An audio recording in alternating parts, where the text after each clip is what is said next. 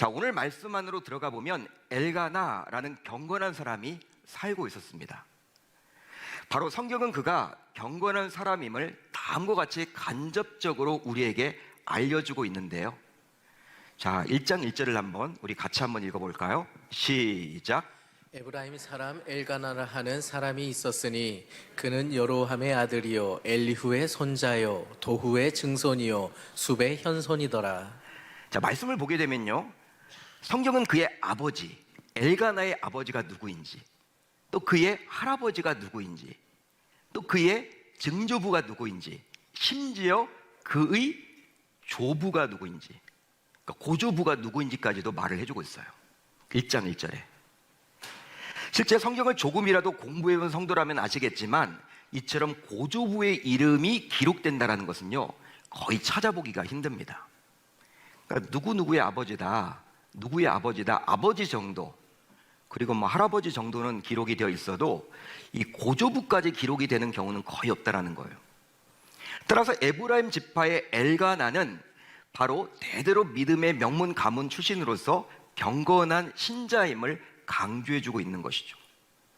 여러분, 유대 사회에서 그 부모의 이름, 그 할아버지의 이름, 또 증조부의 이름, 고조부의 이름까지 기록이 되어 있다는 것은요, 믿음의 가문이라는 거예요. 그것을 지금 보여주고 있는 것이죠. 자, 그래서일까요? 오늘 보면 3절을 보세요. 3절을 보시면 엘가나는 매년 자신의 성읍에서 성막이 있던 실로까지 친히 가서 하나님께 제사를 드렸습니다. 여러분, 당시가 어떤 시대였어요? 당시는요, 사사시대였습니다. 사사시대. 마지막 사사가 사무엘 아닙니까? 사무엘이 아직 태어나기도 전이야. 그렇기 때문에 사사시대의 거의 말기였어요. 사사시대의 특징이 무엇이죠? 자기의 소견에 옳은 대로 행동하는 거예요. 하나님께 제사를 드려도 귀찮은데 뭘 가?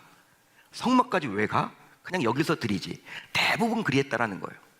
그런데 당시는 교통도 불편할 텐데 이 엘가나라는 사람은요, 경건한 사람답게 매년마다 제사를 드리러 자신의 집에서 성막이 있던 실로까지 걸어갔다라는 거예요. 대단하죠? 자, 그런데요, 이런 엘가나에게 두 아내가 있었다라고 오늘 성경은 말을 해주고 있습니다. 그들의 이름은 각자 누구였어요? 한나와 브린나였죠. 경건했던 그에게 두 번째 아내가 있었다라는 것은 자신의 육체적인 탐욕을 위함이 아니라 바로 자신의 아내인 한나에게서 자식을 얻지 못했기 때문이에요. 물론 지금의 관점으로는요, 다소 이해하기가 힘들죠. 하나님께서 안 주셨는데 어떡해?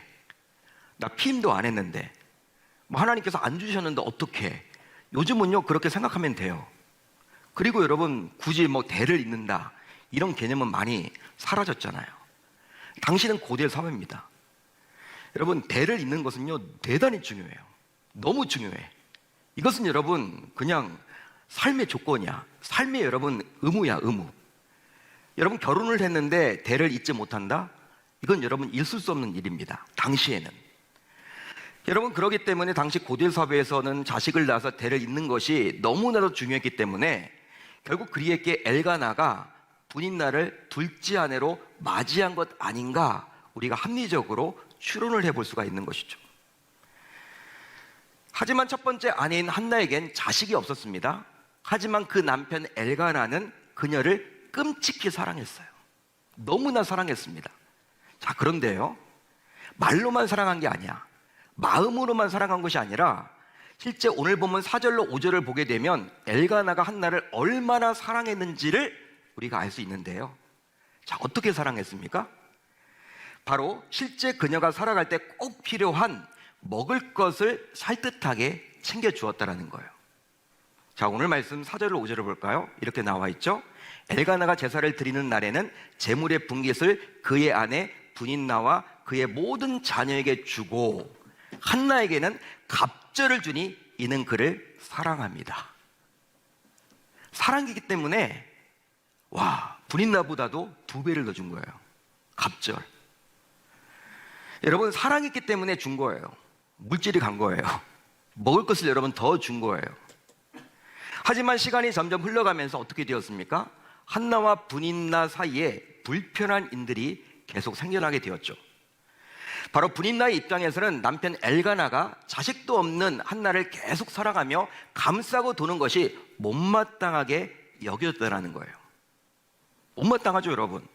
자식도 없는데 나는 누구 바라보고 온 거예요?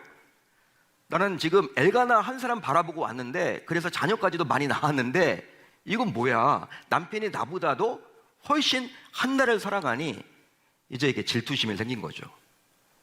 그러다 보니 분인나는 자식을 내세워서 한나를 집요하게 격분시켰습니다. 자, 오늘 보면 6절을 7절을 보면 나오는데요. 우선 6절을 볼까요? 이렇게 기록이 되어 있죠. 분인나가 그를 심히 격분하게 하여 괴롭게 하더라. 한나를 격분시킨 거예요. 한나로 하여금 화를 내도록 한 거예요. 자, 이제 7절입니다. 또 이렇게 나와 있죠. 분인나가 그를 격분시키므로 그가 울고 먹지 아니하니. 울면서 먹지 않을 정도로 여러분 막 격분시킨 거예요. 화가 나도록 한 거예요. 괴롭힌 거예요. 이처럼 날이 갈수록 분인나가 한나를 화나게 하고 괴롭혔으니 당시에 한나는 얼마나 마음이 힘들었을까요? 한번 여러분들이 생각을 해보십시오. 실제로 안 볼 수도 없고 계속 관계를 맺어야 하는 상황이었다 보니 한나는 그야말로 하루하루가 지옥과 같은 인생이었겠죠. 매일 봐야 하는데 얼마나 힘들겠습니까, 여러분? 지금 하나님께서는 한나의 애통함을 통해서 당시 살아있으나 죽은 것만 같은 백성들의 현실을 그대로 보여주고자 함이에요. 여러분, 한나가 살아있지만 매일 죽은 것처럼 울었잖아요. 당시 백성들이 그랬다니까. 그것을 지금 딱 보여주고 있는 거예요. 하지만 한나가 분인나의 격분을 이겨내는 과정을 역시 보여주므로 당시 백성들 또한 어떻게 위기를 극복하면 좋을지 답을 해주고 있는 본문이 바로 오늘 말씀이에요. 따라서 오늘 우리가 살펴보고 있는 한나와 분인나의 이야기는 단순히 한 가정의 이야기, 두 여자의 이야기라기보다는 당시 이스라엘 백성들이 귀담아 들어야 할 이야기요, 아니 하나님의 자녀인 우리가 반드시 곱씹어야 할 이야기인 줄 믿습니다. 그러니까 당시 고대 사회의 이야기가 아니라 2023년도를 살고 있는 저와 여러분들의 이야기라는 거예요. 자, 그렇다면 한나의 불임은 무엇을 말하는 것일까요? 한나가 임신을 하지 못해. 이것은 과연 뭘 말하는 것일까요? 바로 당시 이스라엘 백성들의 영적인 상황을 뜻합니다. 영적인 상태를 뜻하는 거예요. 한나가 지금 불임이잖아요. 이것은 말은 뭘 뜻하는 거냐면 당시 이스라엘 백성들의 영적인 상태를 뜻하는 거예요. 실제로 불임이란 뜻은 임신을 못한다라는 의미이기에 정상적인 기능이 정지된 상태를 말하죠. 여성이라면 이제 결혼해서 아기를 낳아야 되는 게 정상인데 불임이 온 거예요. 그건 정상적인 기능을 하지 못하는 것이죠. 따라서 당시는 엘리가 제사장이요 사사였던, 즉 사사시대의 말기로서 이스라엘 백성들의 영적인 상태가 바로 불임과도 같았음을 보여주고 있는 것이죠. 그러다 보니 하나님께서는 이런 백성들의 처지를 보면서 심지어 말씀조차 하지 않으십니다. 하나님은 말씀으로 임하시잖아요. 하나님은 항상 말씀하시잖아요. 자신들의 백성들에게 항상 말하시잖아요. 강단에서도 말씀이 전해지잖아요. 근데 당신은 하나님께서 말을 잘 하지 않으셨어. 당시 백성들의 처지가 불임이다 보니까. 어디 나와 있습니까? 3절 1절에 이렇게 기록이 되어 있죠. 여호와의 말씀이 희귀하여 이상이 흔히 보이지 않았더라. 하나님의 말씀이 희귀한 시대, 풍족한 시대를 살아야 되는데 그런 시대가 아니었다라는 거예요. 실제 당시 이스라엘 백성들의 중심인 성막 역시 타락했으며 그 성막에서 사역했던 제사장들 역시 타락의 극치를 달리고 있었죠. 당시가 그리했습니다. 이것은 곧 성막에서 주님이 받으시는 예배를 드리지 않았으며 그 성막의 제사장이었던 엘리와 그의 두 아들이었던 홈니와 비느하스 역시 상상을 초월할 정도로 세상적으로 타락해 있음을 알 수가 있는 거예요. 보여주고 있는 것이죠. 세속화된 거예요. 여러분, 당시 종교 지도자들의 처지가 그리했으니 백성들 역시 결코 다르지 않았겠죠. 백성들은요 항상 리더를 따라가잖아. 어디나. 그러니까 여러분들이 한국 교회를 위해서 기도하실 때 이런 목회자를 위해서 기도해 주셔야 된다니까. 목회자가 여러분 바르게 깨어있지 않으면요, 성도님들도 여러분 다 그렇게 가요. 그렇게 갈 수밖에 없는 거예요. 당시도 그리했다라는 것이죠. 그러게 당시 백성들은 살아있으나 죽은 자였으며 아무것도 기대할 수 없던 상태였습니다. 백성들의 모습이 바로 그리했죠. 한마디로 겉으로 볼 때 하나님께 예배를 드릴 수 있는 성막도 있었고 그 성막에서 사역하던 제사장들도 있었지만 실제로는 성막과 제사장이 감당해야 할 고유의 기능이 제대로 작동되지 못하던 불임 상태였던 거예요. 성막도 불임 상태였고 제사장도 불임 상태였고 역시 백성들도 불임 상태였다라는 거예요. 따라서 한나의 불임은 곧 한나만의 불임이 아니라 당시 이스라엘 백성들 전체의 영적 상태가 곧 불임이었음을 뜻합니다. 자, 그런데요, 더 놀라운 점이 있어요. 오늘 말씀을 쭉 읽어보면요, 묵상해 보면요, 더 놀라운 점이 있는데 한나가 불임으로써 아이를 낳지 못했지만 자신에게 닥친 그 문제를 해결하고자 하나님께 나아가서 기도하지 않았다라는 거예요. 기도하지 않았다라는 거예요. 말씀을 여러분들 차근차근 읽어보십시오. 문제가 생기면 바로 기도해야 되는데 바로 기도하지 않습니다. 즉 그저 한나는 남편 엘가나에게 투정이나 부리는 상태였죠. 투정이나 부리는 상태였다라는 거예요. 이것은 마치 이스라엘 백성들의 영적 상태가 불임이었지만 백성들이 하나님께 진심으로 매달리지 못한 것과 마찬가지입니다. 그런 상황에서 한나의 적수인 브린나가 나타나서 한나를 격분시켰죠. 오늘 말씀을 보게 되면요, 갑자기 뜬금없이 브린나가 나타나서 이제 한나를 격분시켜요. 화를 내게끔 만들어요. 힘들게 만들었습니다. 그 결과 드디어 한나는 자신의 문제를 하나님께 가지고 나가서 부르짖게 되었다라는 거예요. 그러니까 브린나가 없었다면 한나는요, 자신이 불임을 가지고 있음에도 불구하고 하나님께 나가 기도하지 않았다라는 것이죠. 따라서 브린나가 한나를 괴롭힌 것은 문제 해결을 촉구하시는 하나님의 채찍질이라고 보시면 됩니다. 하나님께서 몰아넣은 거예요. 지금 기도를 하도 안 하니까 한나조차도 문제가 생겼는데 이 브린나를 통해서 하나님이 기도하도록 채찍질을 하고 있는 거예요. 그러기 이런 한나의 모습을 보면서 이제 이스라엘 백성들은 자신들의 영적 상태인 불임인 사실을 자각하고 조만간 브린나가 나타나서 자신들을 괴롭히기 전에 하나님께 자신들의 처지를 가지고 나가서 해결해 달라고 요청해야만 했던 거예요. 여러분, 백성들도 지금 이제 브린나라는 사람이 나타나서 이제 어떤 문제가 나타나서 자신들에게 여러분 이렇게 채찍질을 가하기 전에 이제 알아서 그 문제를 가지고 하나님께 나아가야 한다는 것이죠. 한나의 모습을 통해서 지금 우리가 발견할 수 있다는 거야. 한나도 여러분 처음에 기도하지 않았죠. 문제가 있었음에도 불구하고. 그런데 적수인 브린나가 나타나자 막 한나를 괴롭히자 이제 드디어 한나가 기도했던 것처럼 당시 백성들도 마찬가지였어. 문제가 있잖아요, 여러분. 영적인 상태가 지금 암울하잖아요. 하나님께서 말씀도 하지 않잖아요. 모든 게 지금 영적으로 지금 불임 상태 아닙니까? 백성들도. 근데 그 문제를 가지고 나가야 한다는 거예요. 한마디로 맡기 전에, 한마디로 하나님 앞에 맡기 전에, 힘들어지기 전에 그것을 지금 보여주고 있는 거예요. 결국 이제 한나는 자신의 불임 문제를 가지고 하나님께 나아가서 기도했습니다. 그렇다면 왜 한나는 갑자기 자신에게 아들을 주시면 이제 하나님께 그 아들을 드리겠다고 서원을 했던 것일까요? 여러분, 오늘 말씀을 쭉 읽어보면요, 또 갑자기 뜬금없이 이 한나가 하나님 앞에 서원을 합니다. 아들 주시면 하나님께 바치겠다고. 그것은 바로 한나가 하나님께 기도하면서 새로운 지도자를 세워서 이스라엘을 새롭게 회복시키고 싶은 하나님의 심정을 알게 되었기 때문이죠. 하나님의 마음을 알게 되었다는 거예요. 여러분, 자신의 문제를 가지고 하나님 앞에 나가 기도했는데 기도하다 보니까 누구의 마음이 여러분 캐치가 된 거예요? 하나님의 마음이 캐치가 된 거예요. 아, 그렇구나. 하나님은 지금 이런 상황을 원치 않으시구나.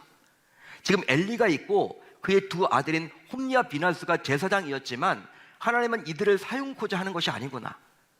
따라서 하나님께서 만약 나에게 은혜를 주셔서 내가 아들을 낳는다면 그 아들을 내가 하나님께 바쳐서 하나님께서 그 아들을 쓰도록 하시면 좋겠다라고 결단한 거예요. 그래서 서운한 거죠. 실제 한나는 기도하면서 보게 되었어요. 뭘 보게 되었느냐? 당시 바로 제사장 엘리와 그의 두 아들인 제사장들이 얼마나 하나님과 멀어져 있었는지를 봤단 말이에요. 기도하니까 여러분 그게 느껴지죠? 그리했기에 이들로는 이스라엘에 소망이 없음을 한나 스스로 깨닫게 되었고, 그 결과 만약 하나님께서 나에게 아들을 주신다면, 은혜를 베풀어 주신다면 그것을 내가 하나님께 바치겠습니다. 여러분, 서운하면서 결단까지 하게 된 것이죠. 사랑하는 성도 여러분, 우리가 믿는 여호와 하나님은 한나가 활동하는 시대나 지금이나 동일하신 분이십니다. 그렇다면 우리가 살아가는 이 시대를 하나님께서는 어떻게 바라보고 계실까요? 한나의 시대를 바라봤던 그 하나님께서 지금 저와 여러분들이 살고 있는 이 시대를 어떻게 바라보고 계실까요? 보통 신자인 우리 스스로 지금이 바로 사사시대와 같다라는 말들을 참 많이 하지 않지 않습니까? 여러분, 이렇게 성도님들이 요즘에 다 그런 기도 하잖아요. 우리 장로님들이나 앞에서 나와서 강단에서 기도할 때 지금은 사사시대와 같은 시대입니다. 여러분, 우리가 그렇게 다 인정을 하죠. 자신의 그런 소견에 오른 대로, 자신의 멋대로 신앙생활을 하는 분들이 하도 많다 보니까 우리가 여러분 그런 말들을 자주 한단 말이에요. 지금은 사사시대와 같습니다. 아니, 사사시대보다도 더 악한 시대를 우리는 살고 있습니다. 따라서 하나님도 한나가 살던 시대나 지금이나 마찬가지라고 여기지 않을까요? 그러면 사사시대와 같은 시대를 우리는 살고 있는데, 우리 교회는 당시의 성막과 비교해서 어떻습니까? 우리 계명교회는 당시의 실로 성막과 비교해서 어떻습니까? 목회자인 저 역시 당시의 제사장 엘리와 비교하고 또 엘리의 두 아들과 당연히 비교를 해봐야 하겠죠. 오늘 말씀에 나와 있는 엘리와 그의 두 아들과 나 자신을 대입해서 비교해봐야 하겠죠. 또 당시 백성들과 신자인 여러분들 역시 비교해보면 좋겠습니다. 당시 백성들의 모습과 신자인 여러분들의 모습을 비교해보자는 거예요. 실제로 여러분들의 신앙과 당시 백성들의 신앙을 비교해보면 여러분들의 신앙은 건강하다고 당당하게 말할 수 있겠습니까? 혹시 너무 안타깝게도 당시 백성들처럼 살아있지만 죽은 자 같은 신앙을 가졌다면 이것은 너무나 큰일 아닌가요, 여러분? 어떻게 생각하세요? 겉으로는 살아있는데 깨어있는 것처럼 보여지는데, 우리가 뭐 교회 활동 하잖아요. 주일날 나와서 예배드리고 봉사도 하고 기도도 하고 헌금도 드리고 다 하는데, 진짜 하나님이 보시기에는 죽은 자처럼 이렇게 보시지 않을까요? 따라서 오늘 이 밤 신자인 우리는 하나님의 심정을 깨닫고 다시금 회복하는 기회로 삼아야 할 줄로 믿습니다. 그리함으로 주님께서 주신 힘으로 우리 모두 새로워져야만 하는겠죠. 여러분, 주님이 주신 힘으로 우리 모두 새로워져야 하는 거예요. 이 밤 다른 것들을 우리가 하는 것이 아닙니다. 새로워지는 마음을 갖자는 것이죠. 여러분, 현재 여러분들은 과연 무엇 때문에 힘들어하고 계십니까? 지금 뭐 때문에 힘들어하고 계세요? 어떤 문제를 고통 속에서 헤어나오지 못하고 계십니까? 행여나 그 직면한 고난이 너무나도 크고 가혹하기에 혹시 자포자기하면서 절망 가운데, 나락 가운데 빠져있지는 않으십니까? 심지어 밤마다 그 어려움 때문에 고민하느라 밤잠을 이루지 못하고 뜨는 눈으로 밤을 새우고 있지는 않으십니까? 그러나 분명한 것은 이유 없는 고난은 없다라는 거예요. 여러분, 잘 들으십시오. 이유 없는 고난은 없습니다. 설령 전혀 이해할 수가 없어 답답할지는 모르겠지만 우연히 일어나는 환난은 없다라는 거예요. 실제 한나 역시 자신에게 닥친 고난의 이유에 대해서 알 수는 없었지만 오늘 말씀을 통해서 알 수 있는 것은 바로 무엇입니까? 하나님께서 특별한 이유가 있어서 한나에게 이런 어려움이 닥치도록 했다라는 사실이에요. 한나는 그걸 못 느끼는 거죠. 모르는 거죠. 마치 나는 잘하고 있는데 내가 뭘 잘못해서 이렇게 아기를 낳지 못하는 거야? 왜 내가 불임이어야 해? 남편에게 사랑도 받는데? 여러분, 답이 보이지 않지만 오늘 말씀을 통해서 이야기를 해주고 있잖아요. 하나님이 그렇게 하셨다라는 거예요. 이게 우연이 아니죠, 여러분. 따라서 지금 우리가 고난 속에 있다면 그 고난을 주신 하나님의 의도, 즉 이유를 찾도록 힘써야만 하는 것입니다. 한마디로 고난을 통해서 기도하게 되어서 하나님의 심정을 알게 된 한나처럼 우리 역시 자신에게 닥친 환난을 통해서 하나님의 심정을 찾아야만 할 줄로 믿습니다. 믿습니다. 여러분, 고난이 변장된 축복이란 말이 있잖아요. 고난이 닥치면요, 우리가 그래도 하나님 앞에 매달리잖아요. 하나님 앞에 나온다고요. 그러니까 여러분, 어떤 의미에서는 그게 변장된 축복 맞아요, 여러분. 힘들어도 하나님께 매달리다 보니까.